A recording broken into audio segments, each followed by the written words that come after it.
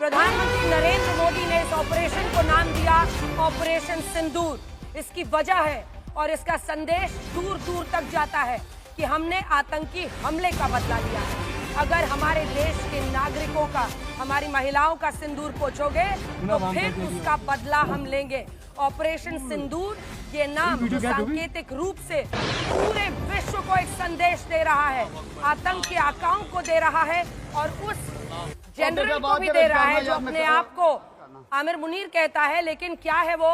हाफिज मुनीर, इससे ज्यादा नहीं है। उसका काम ही एक है, मौलाना। और उसके खिलाफ तो सारे अपने देश के लोग खड़े हो गए थे कि इसने भारत से पंगा ले लिया, पता नहीं हमारी हालत क्या होगी। पैर कांपते हुए इस जनरल मुनीर की हालत दिखाई नहीं दे रही थी। कभी इधर छिपता था, कभी उधर छिपता था, कभी पुराने वीडियो डालता था, कभी एक दो जगह पर सुरक्षित जाकर बोल देता था, अपने परिवार को कहीं और छिपा लिया था।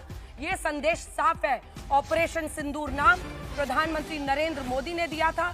जो बैठकें की गई थी उसमें ये प्रधानमंत्री की तरफ से कहा गया था कि इसका नाम ऑपरेशन सिंदूर देना है।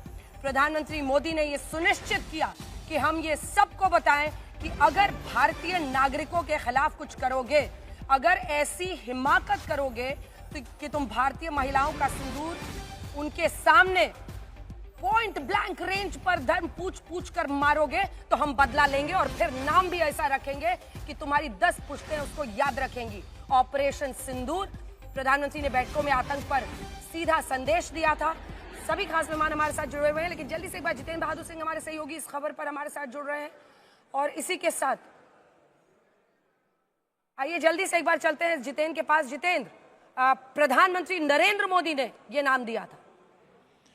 और देखिए अंजना, जिस तरीके से पहलगाम में आतंकवादियों ने धर्म पूछ करके और इसके बाद स्त्री और पुरुष को अलग अलग करके उन्होंने टारगेट किया और पुरुषों को खास तरीके से टारगेट किया गया और हिट किया गया, ऐसे में ये पूरा डिसाइड कर लिया गया कि जो बदला लिया जाएगा उसका नाम ऑपरेशन सिंदूर होगा और खुद प्रधानमंत्री की तरफ से ये नाम दिया गया है। प्रधानमंत्री जिस तरीके से लगातार उनका हम फेस देख रहे थे, जिस मीटिंग में वो बैठते थे, उनके फेस में एक अलग तरीके का भाव रहता था और तमतमाया हुआ फेस रहता था। इससे साफ दिखाई पड़ रहा था कि पाकिस्तान या फिर पाकिस्तान में पल रहे आतंकवादियों को इस बार बख्शा नहीं जाएगा अंजना, और वही किया गया। इस बार जो पिन पॉइंटेड ऑपरेशन किया गया, पिन पॉइंटेड एक्शन भारत की तरफ से किया गया, उसमें सिर्फ जो बहावलपुर और इसके साथ साथ मुरीदके के मस्जिद ही नहीं है, इसके साथ ही जो हिजबुल मुजाहिदीन के कैंप आतंकी हैं उनको भी टारगेट किया गया है। इसके अलावा 5 और ऐसी जगह हैं जो प्रधानमंत्री नरेंद्र मोदी ने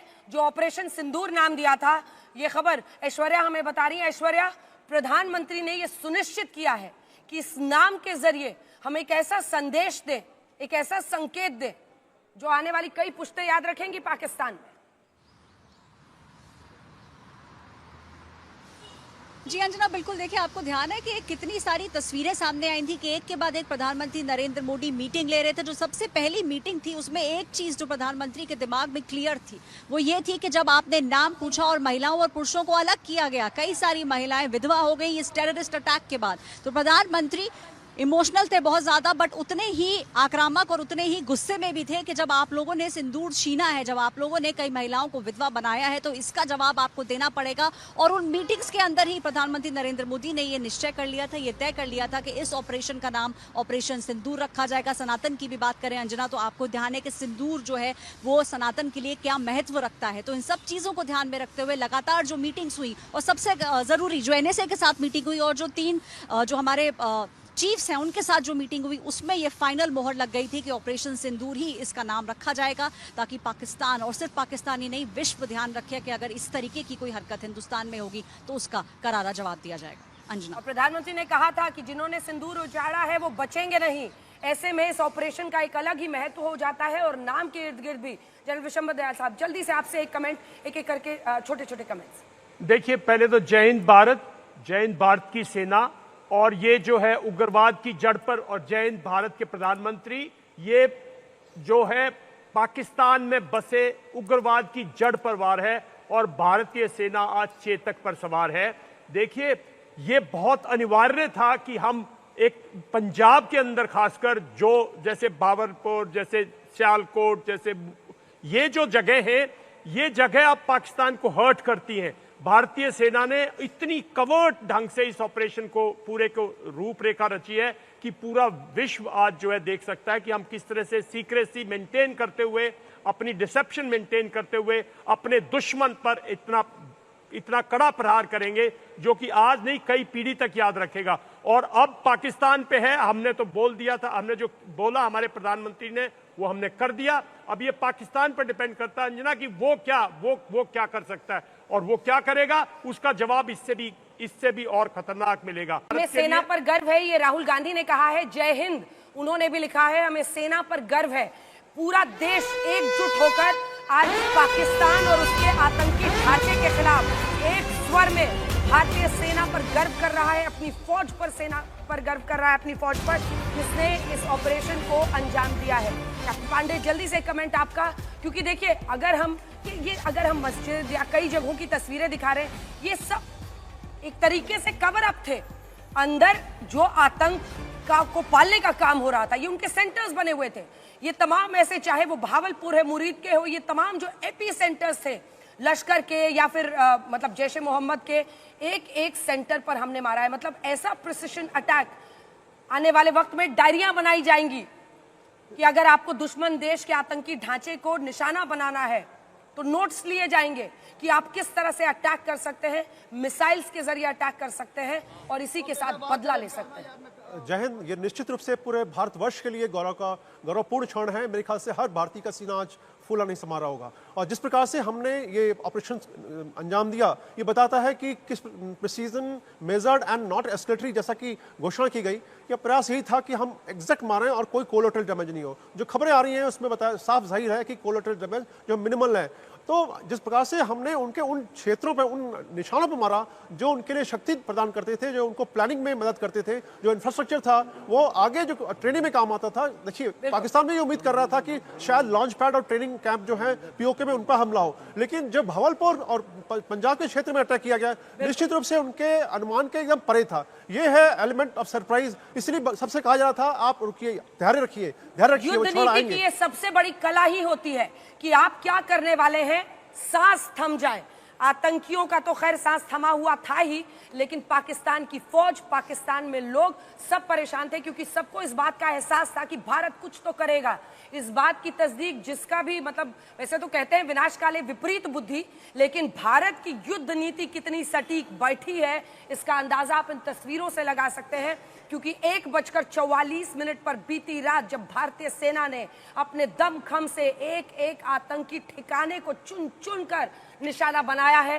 प्रधानमंत्री नरेंद्र मोदी ने ऑपरेशन सिंदूर इसका नाम रखा, क्योंकि हम पहलगांव के हमले के बाद बदला लेंगे, ये दीवार पर साफ लिखा था, लेकिन समय, कैसे, कहां, कब, ये सब हमारी सेना ने तय किया और फिर इस ऑपरेशन को अंजाम दिया है। अरविंद, जल्दी से एक बार आपके पास आते हुए हम तमाम ठिकाने दिखा रहे हैं, और ये 90 की तो अभी की गिनती, अभी तो गिनेंगे, दिन के उजाले में कुछ गिनेंगे, लेकिन उससे बड़ा संदेश ये है कि हमने इस बार प्रिसिशन अटैक्स किया है, उनके आतंकी जो गढ़ थे, ठिकाने थे, उन पर हमला किया है।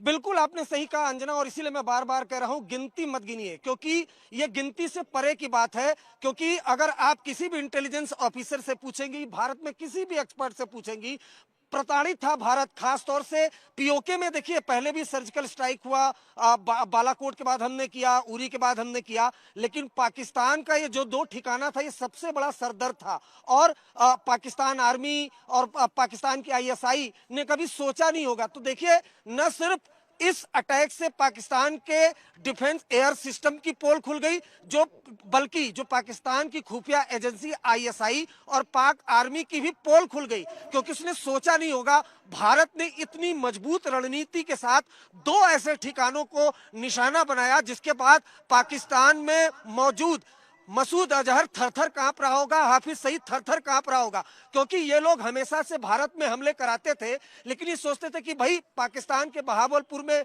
मैं मौजूद हूं, हमारा कोई क्या बिगाड़ लेगा। हाफिज सईद सोचता था मुरीदके में मेरा हेडक्वार्टर है, कोई क्या बिगाड़ लेगा। लेकिन सटीक प्लानिंग और उसके बाद सटीक निशाना लगाया गया, और ये दोनों ठिकाने इन दोनों ठिकानों के परखच्चे उड़ गए। हजारों की तादाद में यहाँ पर रहते हैं।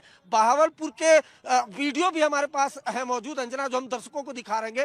कई एकड़ में फैला हुआ ये है और अभी कुछ दिनों पहले हमने इन्वेस्टिगेशन भी की थी, वो लगातार बड़ा होता जा रहा था। पाकिस्तान आर्मी फंड देकर उसे और बड़ा करती जा रही थी। जैश का ये वो ठिकाना है जहां हर वक्त फिदाइन हमलावर मौजूद रहते थे। मसूद अजहर उसका भाई हर वक्त वहां पर जाते थे। हर वक्त वहां पर भारत के खिलाफ कोई न कोई प्लानिंग होती थी। 14 फरवरी 2019 पुलवामा में जो हमला हुआ था, उसकी साजिश इसी हेडक्वार्टर से रची गई थी। तो ये समझ लीजिए एक साथ भारत ने बीते कई दशकों में जो भारत में आतंकवादी हमले हुए थे, जो जख्म दिए थे, उसका एक साथ हिसाब हुआ है। इसलिए हम कह रहे हैं कि ये गिनती से परे की बात है। भारत ने अगर बहावलपुर में जैसे मोहम्मद के उस मस्जिद सुभान अल्लाह को ठिकाने लगाया है, उसको ध्वस्त किया है, और हाफिज सईद के उस मुरीद के जहां 26/11 की प्लानिंग हुई थी, 300 से ज्यादा मुंबई में निर्दोषों को मारा गया था, उसकी प्लानिंग हुई थी, उस ठिकाने को ध्वस्त किया है। तो ये बहुत बड़ी बात है। पीओके में तो कई ठिकाने ध्वस्त हुए ही हैं, लेकिन मेरे हिसाब से, और जो सिक्योरिटी एक्सपर्ट हैं जो कई सालों से भारत में काम कर रहे हैं, वो बता देंगे कि ये कितनी बड़ी बात है कि भारत ने एक साथ कई दशकों में एक बार अरविंद आपको रोक रही हूँ। मंजीत, आपके पास क्या खबर है, जल्दी से बताइए मंजीत।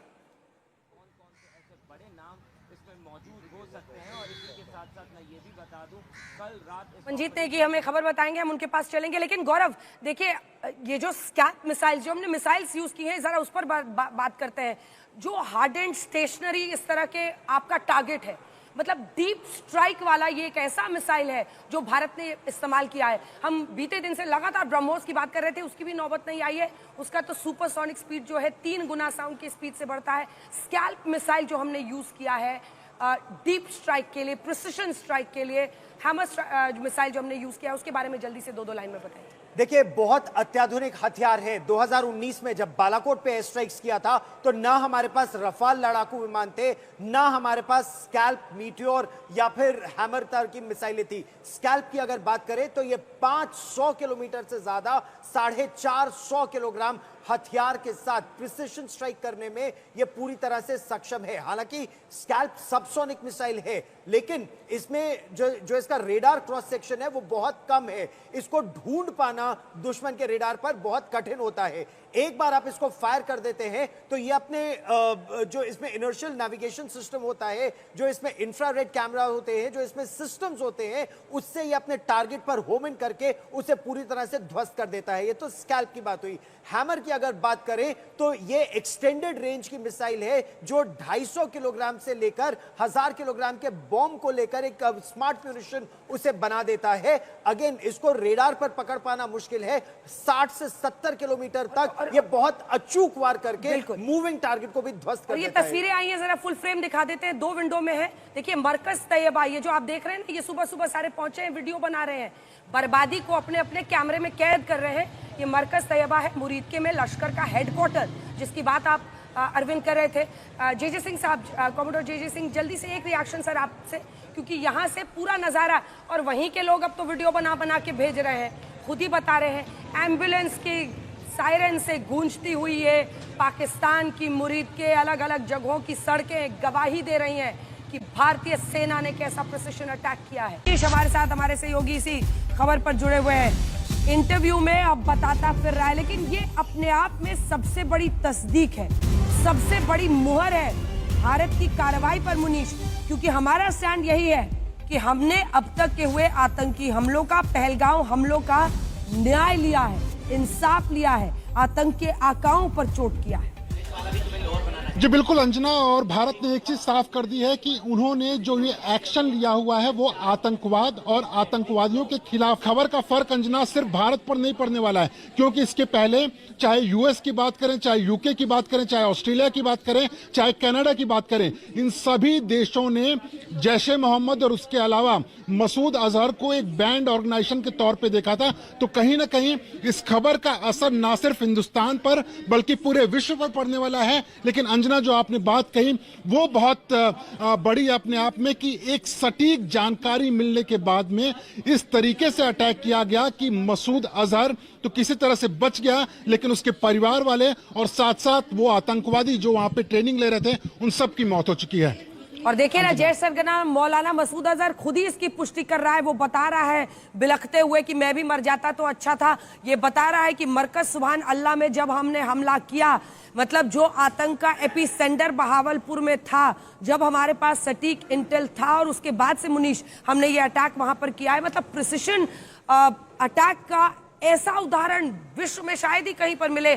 हमेशा हर युद्ध में हम इधर उधर रिहायशी इलाकों पर किलिंग की बात सुनते हैं, फिर ह्यूमन राइट्स वाले भी आते हैं, लेकिन जब आतंकी जिनके एक एक सिर पर हजारों बेगुनाहों का खून माथे पर लगा हो, हाथ खून से सने हो, जब उनको मारा जाता है तो जाहिर तौर पर ये जो प्रिसिशन अटैक्स हमने किए हैं, ये भारतीय युद्ध कौशल की सबसे बड़ी मतलब गवाही। कहते हैं ना कि युद्ध के मैदान में तैयारी के साथ ऐसे उतरो कि वहां पर तुम अपनी जीत की ही कहानी लिखो, और उस जीत की कहानी के पीछे तैयारी होनी चाहिए। वो तैयारी क्या है?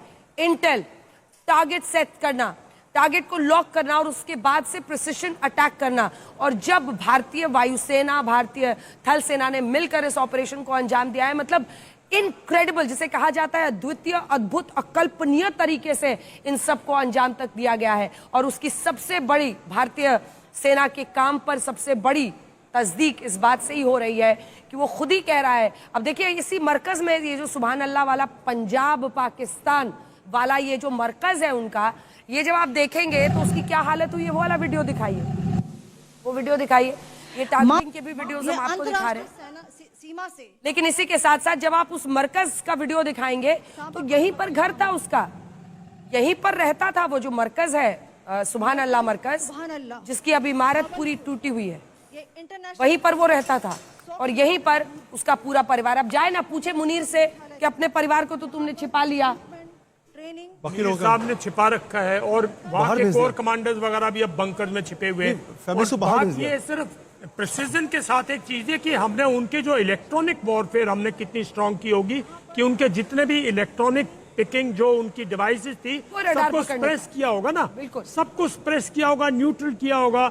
1 घंटे तक उनके एयर डिफेंस सिस्टम, उनके इलेक्ट्रॉनिक वॉरफेयर सिस्टम सबको स्प्रेस करके ये कार्रवाई की गई है और प्रिसाइज